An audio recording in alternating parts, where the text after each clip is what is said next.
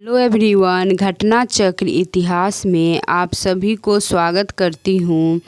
कूका आंदोलन वहाबी आंदोलन से बहुत कुछ मिलता जुलता था।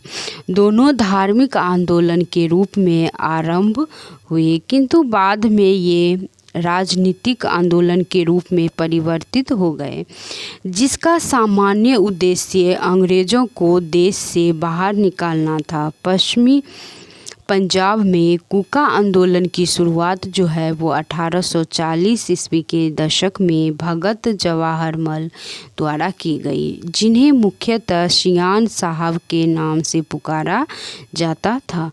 इनका उद्देश्य जो है वो सिख धर्म में प्रचलित बुराइयों और अंधविश्वासों को दूर कर इस धर्म को शुद्ध करना था, किंतु बाद में यह राजनीतिक आंदोलन में परिवर्तित हो गया, जिसका नेतृत्व जो है वो राम सिंह ने किया। 1872 ईस्वी में इस आंदोलन के नेता जो है वो राम सिंह को रंगून निर्वासित कर दिया गया, जहां इनकी जो है वो 1885 ईस्वी में मृत्यु हो गई। पंजाब में कूका आंदोलन का प्रारंभिक उद्देश्य क्या था? तो इसका उद्देश्य जो था, इसका आंसर हो जाएगा ए, सिख धर्म को परिष्कृत करना। सिख धर्म को परिष्कृत करना, इसका यही उद्देश्य था कूका आंदोलन का। 1921 का मोपला विद्रोह कहाँ हुआ था? तो ये 1921 का मोपला विद्रोह जो हुआ था ये केरल में हुआ था। मोपला विद्रोह केरल के मालाबार क्षेत्र में वर्ष 1921 में हुआ था और यहाँ पर काश्तकार अधिकतर बटाईदार मुसलमान थे तथा जमींदार अधिकतर हिंदू थे और आंदोलन जो कर रहे थे वो जमींदारों के शोषण के खिलाफ था। 1921 का मोपला विद्रोह कहाँ हुआ था? तो ये केरल में हुआ था। मोपला विद्रोह जो है वो केरल में हुआ था। तेभागा आंदोलन जो है वो 1946 ईस्वी में बंगाल में आरंभ हुआ, तो ये किसान सभा के नेतृत्व में हुआ था। इसका आंसर हो जाएगा बी। नेक्स्ट क्वेश्चंस देखते हैं। तेभागा आंदोलन जो है वो 1946 से 47 ईस्वी में बंगाल का प्रसिद्ध किसान आंदोलन था, जिसके तहत किसानों ने फ्लाउड कमीशन की सिफारिश की अनुरूप लगान की दर को 1/3 करने हेतु संघर्ष प्रारंभ किया था। बंगीय प्रादेशिक किसान सभा BPKS के नेतृत्व में लड़ा गया और यह आंदोलन जोतदारों के विरुद्ध बटाईदारों का आंदोलन था। इस आंदोलन के महत्वपूर्ण जो कृषक नेता कंपाराम जो है सिंह और भुवन सिंह थे। 1940 के दशक के दौरान बंगाल में तेभागा आंदोलन ने मांग की कि फसल का 1/3 हिस्सा बटाईदारों को दिया जाएगा। इसका आंसर हो जाएगा सी। 1940 के दशक जो है वो 1946 से 47 ईस्वी में तेभागा आंदोलन बंगाल में प्रारंभ हुआ और उस समय किसानों को आधा हिस्सा जो है वो बटाईदारों को देना पड़ता था, जबकि किसानों ने फसल को केवल 1/3 हिस्सा देने के लिए तेभागा आंदोलन चलाया। आधुनिक भारत में भारत का विकास जो है वो इनमें से उपयुक्त में से कौन सा कथन जो है वो सही है?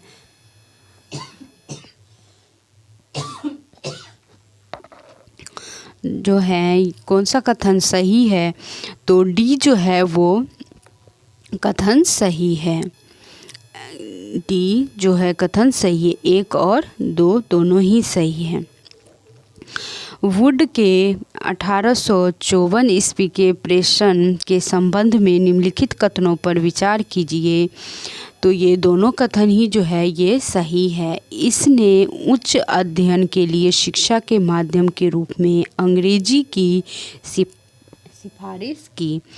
इसने महिला शिक्षा और व्यावसायिक प्रशिक्षण पर जोर दिया।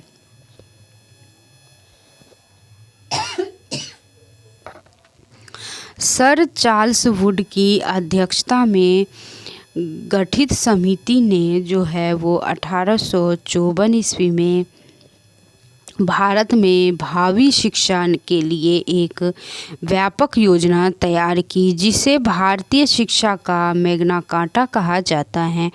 वुड घोषणा पत्र ने निम्नलिखित सिफारिशें की। उच्च शिक्षा के माध्यम के लिए अंग्रेजी भाषा के साथ साथ देसी भाषा की भी सिफारिश की। महिला और व्यावसायिक प्रशिक्षण की सिफारिश की। नेक्स्ट क्वेश्चन देखते हैं। प्रांतों में शिक्षा विभाग के गठन की सिफारिश की जो है वो 1857 ईस्वी में कलकत्ता, पहला बम्बई और मद्रास में विश्वविद्यालयों की स्थापना की।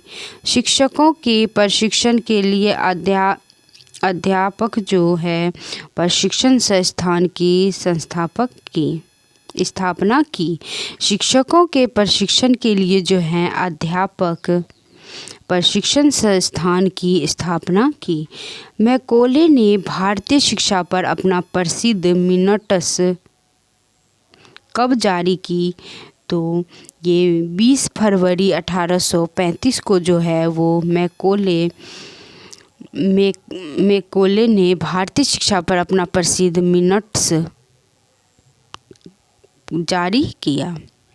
भारत में शिक्षा के माध्यम को लेकर छिड़े प्राच्य पाश्चात्य विवादों को दूर करने के लिए विलियम बेटिक ने अपने काउंसिल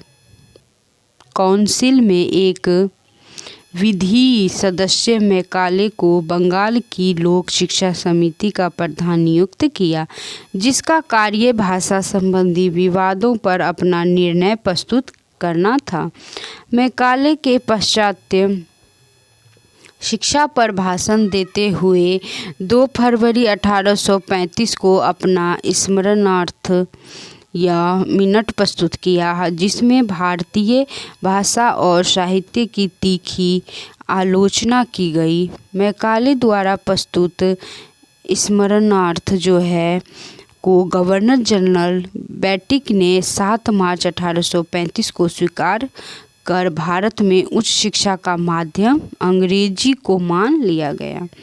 भारत में आधुनिक शिक्षा प्रणाली की नींव जो है वो कब रखी गई? तो ये 1835 के मैकाले के मिनट्स में रखा गया।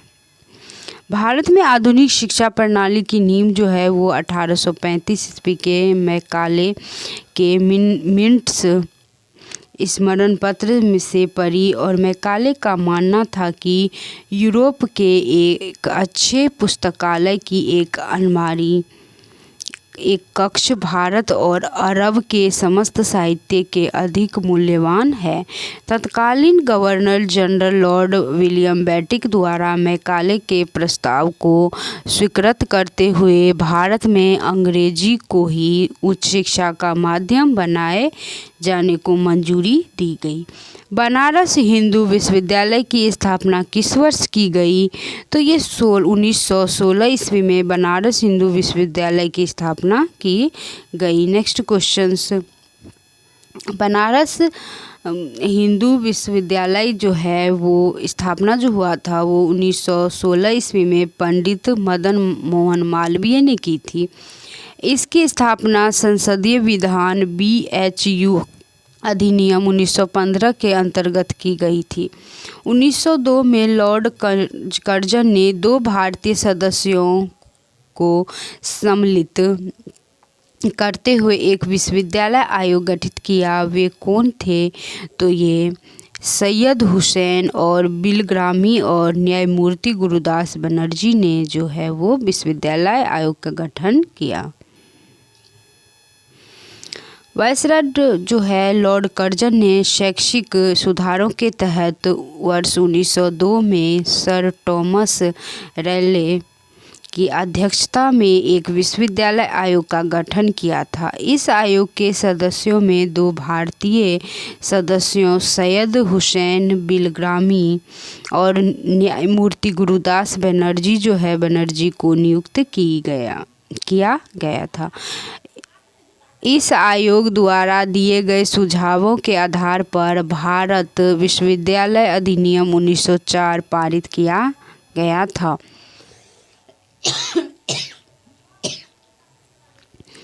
डैश ने सन 1904 में भारतीय विश्वविद्यालयों पर कड़े नियंत्रण लागू करने वाले भारतीय विश्वविद्यालय अधिनियम पारित किया था। तो ये लॉर्ड कर्जन जो है वो 1899 में से 1905 ईस्वी तक भारत का वायसराय रहा। उसने अपने शासनकाल के दौरान शैक्षिक सुधारों के लिए वर्ष 1902 में सर थॉमस रेले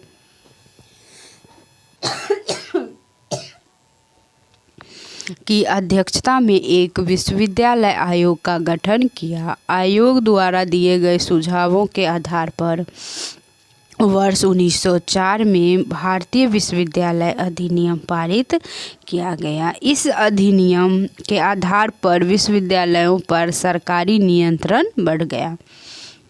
लॉर्ड कर्जन द्वारा किस वर्ष इंडियन यूनिवर्सिटीज एक्ट पारित किया गया? तो ये 1904 में जो है वो इंडियन यूनिवर्सिटी एक्ट पारित किया गया। 1817 में कलकत्ता में हिंदू कॉलेज की स्थापना किसने की? तो ये डेविड हेयर ने की। कलकत्ता में हिंदू कॉलेज की स्थापना जो है ये डेविड हेयर ने किया 1817 में। वर्ष 1817 में कलकत्ता में हिंदू कॉलेज की स्थापना महाराजा राधाकांत देव और डेविड हेयर और दीवान बैघनाथ मुखर्जी ने की थी। राजा राम मोहन राय भी इस कॉलेज की स्थापना से जुड़े थे। कलकत्ता में फोर्ट विलियम कॉलेज की स्थापना जो है वो 1800 ईस्वी में सिविल सेवकों को भारतीय भाषाओं में प्रशिक्षित करने हेतु की गई। कलकत्ता में ईस्ट इंडिया कंपनी के तत्कालीन गवर्नर जनरल वेलेजली द्वारा 10 जुलाई 1800 को फोर्ट विलियम कॉलेज की स्थापना की गई। इस कॉलेज की स्थापना का मुख्य उद्देश्य ब्रिटिश सिविल सेवकों को भारत में प्रशासन हेतु फारसी और हिंदुस्तानी भाषा की शिक्षा देना था। नेशनल काउंसिल ऑफ एजुकेशन की स्थापना कब हुई थी? तो ये 15 अगस्त 1906 को हुई थी। नेशनल काउंसिल ऑफ एजुकेशन राष्ट्रीय शिक्षा के क्षेत्र में सर्वप्रथम 8 नवंबर 1905 को रंगपुर नेशनल स्कूल की स्थापना हुई और 16 नवंबर 1905 में कलकत्ता में एक सम्मेलन का आयोजन किया गया। इस सम्मेलन में राष्ट्रीय साहित्यिक, वैज्ञानिक और तकनीकी शिक्षा देने के लिए राष्ट्रीय शिक्षा परिषद स्थापित करने का फैसला हुआ। 15 अगस्त 1906 ईस्वी को सतीश चंद्र मुखर्जी व अन्य द्वारा राष्ट्रीय शिक्षा परिषद की स्थापना की गई। 1885 ईस्वी में WC बनर्जी द्वारा इंगित भारतीय राष्ट्रीय कांग्रेस के निम्न उद्देश्य में से कौन सा नहीं था? तो देखते हैं इसका कोई आंसर क्या होगा। इसका आंसर हो जाएगा C। शिक्षित वर्ग की पूर्ण सम्मति से महत्वपूर्ण और आवश्यक सामाजिक विषयों पर विचार प्रकट करना। 1885 ईस्वी में जो योमेश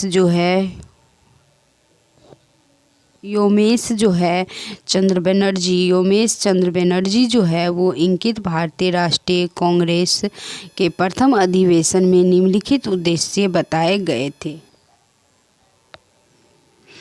देश के हितों की रक्षा करने वाले भारतीयों के बीच संपर्क और मित्रता बढ़ाना और देशवासियों के बीच जाति, संप्रदाय और प्रांतीय पक्षपातों की भावना को दूर करके उनमें राष्ट्रीय एकता की भावना को विकसित करना। भारत के सभी वर्गों एवं समुदायों को एकत्रित करके उनमें एक राष्ट्र की भावना उत्पन्न करना और जनता की मांगों को सूत्रीकरण और उसका प्रस्तुतिकरण करना। सामाजिक मुद्दों को प्रारंभ में कांग्रेस के मंच से नहीं उठाए जाने का प्रावधान या व्यवस्था थी। शिक्षा में सुधार हेतु ब्रिटिश सरकार ने सैडलर विश्वविद्यालय आयोग कब नियुक्त किया? तो ये 1917 में जो है वो सैडलर विश्वविद्यालय आयोग का जो है नियुक्त किया। सैडलर आयोग शिक्षा संबंधी था और वर्ष 1917 में सरकार ने कलकत्ता विश्वविद्यालय की संभावनाओं के अध्ययन तथा रिपोर्ट के लिए एक आयोग नियुक्त किया। Doctor M.E. सैडलर जो लीड्स विश्वविद्यालय के उपकुलपति थे, इसके अध्यक्ष नियुक्त किए गए। इस आयोग का यह विचार था कि यदि विश्वविद्यालय शिक्षा का सुधार करना है तो माध्यमिक शिक्षा का सुधार अवश्य है। इसने वर्ष 1904 के विश्वविद्यालय अधिनियम की कड़ी निंदा की और यह भी बताया कि इससे कॉलेज तथा विश्वविद्यालय शिक्षा का ठीक समन्वय नहीं हो सकता है। 1940 में पटना महिला विश्वविद्यालय की स्थापना निम्नलिखित में से किस समाज द्वारा की गई थी? तो ये sisters of the apostolic Carmel के द्वारा किया गया था।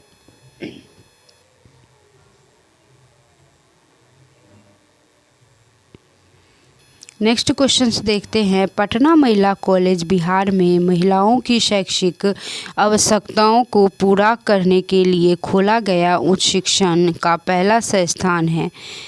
बिशप बीजे जो है सुलीवन SJ पटना के बिशप संस्थापक जो थे पटना के बिशप संस्थापक और mother M. Josephine AC apostolic Carmel के सुपीरियर जनरल ने इसका नाम पटना वीमेंस कॉलेज रखा और इसे बिहार की महिलाओं के लिए एक उपहार के रूप में प्रस्तुत किया। यह कॉलेज 1870 ईस्वी में स्थापित एक शैक्षिक निकाय sisters of the apostolic Carmel द्वारा संचालित किया जाता है। नेशनल कॉलेज और बिहार विद्यापीठ का शिलान्यास किसने किया था? तो ये महात्मा गांधी ने किया था। नेशनल कॉलेज और बिहार विद्यापीठ का शिलान्यास जो है वो महात्मा गांधी ने किया था। बिहार विद्यापीठ का उद्घाटन फरवरी 1921 में गांधी जी ने किया था। किसके द्वारा कलकत्ता में एशियाटिक सोसाइटी जो है वो एशियाटिक सोसाइटी की स्थापना की गई थी? तो ये सर विलियम जोन्स ने किया था।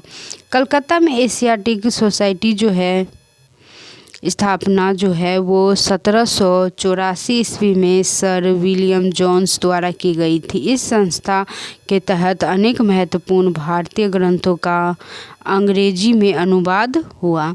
आधुनिक भारत में प्रेस का विकास। अब हम आधुनिक भारत में प्रेस का विकास के बारे में रिवीजन करेंगे। तो 1878 ईस्वी का वर्नाक्युलर प्रेस एक्ट किसने रद्द किया था? तो ये लॉर्ड रिपन ने रद्द किया था वर्नाक्युलर प्रेस एक्ट को। लॉर्ड रिपन ने जो है वो 1882 ईस्वी में वर्नाक्युलर प्रेस एक्ट को रद्द कर दिया और भारतीय भाषाओं के समाचार पत्रों को अंग्रेजी भाषा के समाचार पत्रों के समान ही स्वतंत्रता दे दी। वर्नाक्युलर प्रेस एक्ट जो है वो 1878 ईस्वी में लॉर्ड लिटन के कार्यकाल जो था वो 1876 से 1880 में पारित हुआ। इस अधिनियम को मुंह बंद करने वाला अधिनियम भी कहा जाता है। इस अधिनियम का सबसे घिनौना पक्ष यह था कि इसके अनुसार देसी भाषा और अंग्रेजी भाषा के समाचार पत्रों में भेदभाव किया। नेक्स्ट क्वेश्चन देखते हैं कि किया गया और इसमें अपराधी को अपील करने का अधिकार नहीं था। इस एक्ट द्वारा जिला मजिस्ट्रेट को यह अधिकार था कि वह किसी भी भारतीय भाषा के समाचार पत्र से ब्रांड पेपर पर हस्ताक्षर करवा लें कि वह कोई भी ऐसी सामग्री नहीं छापेगा जो सरकार विरोधी हो। कानून का विरोध करने वाली मुद्रालयों जो है कानून का विरोध करने वाले मुद्रण आलयों की जमानत को मजिस्ट्रेट को रद्द कर सकता था और इस अधिनियम के अधीन सोम प्रकाश, भारत मिहिर और ढाका प्रकाश और सहेवर अनेक जो है वो अन्य समाचार पत्रों के विरुद्ध मामले दर्ज किए गए। नेक्स्ट क्वेश्चंस देखते हैं। 1854 ईस्वी का वुड डिस्पैच किससे संबंधित थे? तो ये इसका आंसर हो जाएगा डी। ये आधुनिक शिक्षा से भी संबंधित थे वुड डिस्पैच और भारत में विश्वविद्यालयों की स्थापना से भी संबंधित और सामाजिक सुधार से भी संबंधित थे। 1854 ईस्वी के वुड डिस्पैच को भारतीय शिक्षा का मैग्ना कार्टा कहा जाता है। इसमें आधुनिक शिक्षा पर बल दिया गया था और विश्वविद्यालय की तर्ज पर तीनों प्रेसिडेंसी शहरों बम्बई, कलकत्ता और मद्रास में विश्वविद्यालय स्थापित करने का प्रावधान था। प्रत्येक प्रांत में लोक शिक्षा विभाग की स्थापना आदि का प्रावधान था। वर्नाक्युलर प्रेस एक्ट जो है वो के बारे में निम्नलिखित में से कौन सा कथन जो है वो सही है? तो इसका आंसर हो जाएगा ए। इसे लॉर्ड लिटन द्वारा अधिनियमित किया गया था, ये भी पॉइंट सही है। इसे गैंगिंग अधिनियम के रूप में जाना जाने लगा, ये भी पॉइंट सही है सेकंड। और थर्ड पॉइंट है कि इस अधिनियम को लॉर्ड लिटन ने निरस्त कर दिया, ये भी पॉइंट जो है वो सही है। इसका आंसर हो जाएगा ए। लॉर्ड लिटन ने वर्ष जो है वो 1878 ईस्वी का वर्नाक्युलर प्रेस एक्ट अधिनियम लागू किया और जिसने सरकार को तथाकथित सरकार विरोधी सामग्री प्रकाशित करने वाले समाचार पत्रों को जब्त करने की शक्ति दी। अंग्रेज़ों को इस अधिनियम से छूट दी गई थी और अधिनियम के प्रावधान के अनुसार उन्हें विनियमित नहीं किया गया था। वर्नाक्युलर प्रेस अधिनियम के अनुसार किसी भी मजिस्ट्रेट या पुलिस आयुक्त के पास यह अधिकार था कि वह समाचार पत्र के किसी भी प्रिंटर या प्रकाशक को एक निश्चित प्रकार की सामग्री न छापने को आदेश दे सकता था और आपत्तिजनक समझी जाने वाली जो किसी भी मुद्रित सामग्री को जब्त कर सकता था और इस अधिनियम को गैंगिंग एक्ट कहा जाता है। वर्नाक्युलर प्रेस अधिनियम को गैंगिंग एक्ट कहा जाता है। वीडियो देखने के लिए thank you so much friends. और अगर चैनल को सब्सक्राइब नहीं किया तो प्लीज़ चैनल को सब्सक्राइब करें और ये वीडियो जो है ये आपके लिए बहुत ही यूज़फुल है सभी एग्ज़ाम्स के लिए। Thank you so much video देखने के लिए।